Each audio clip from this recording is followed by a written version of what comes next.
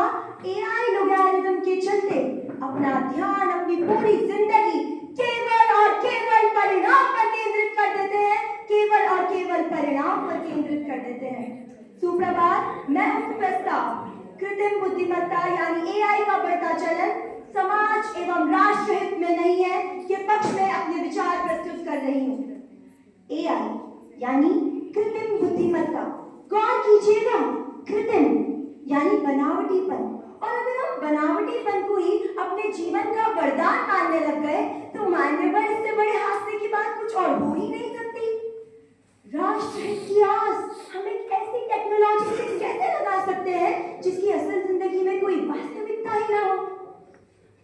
वनवास के दौरान जब राजा राम और माता सीता स्वयं की दृष्टि से प्रेरित होकर उसके पीछे चल पड़े थे, ठीक उसी प्रकार आज की दुनिया में मनुष्य जाति एआई के इस माया विचार में लगातार फंसती चली जा रही है, लगातार फंसती चली जा रही है।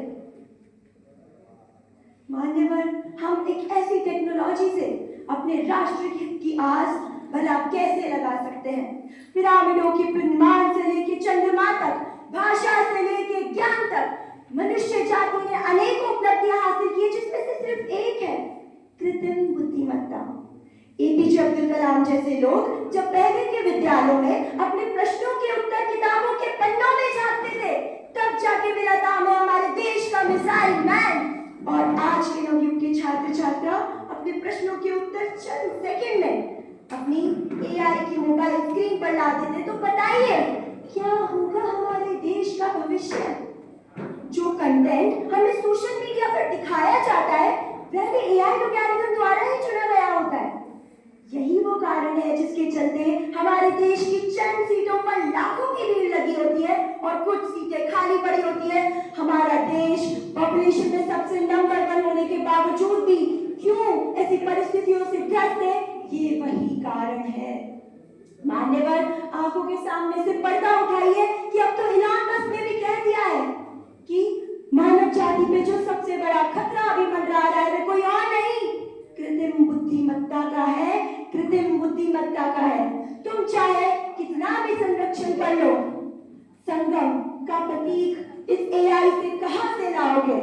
बदलती कुदरत का ये प्रयास कहां से लाओगे? और जब तुम मानव जाति की डोर उस कृत्रिम बुद्धिमत्ता के हाथ में दे दोगे तो बल, बुद्धि, ज्ञान, शब्द का ज्ञान कहां से लाओगे? का ज्ञान कहां से लाओगे?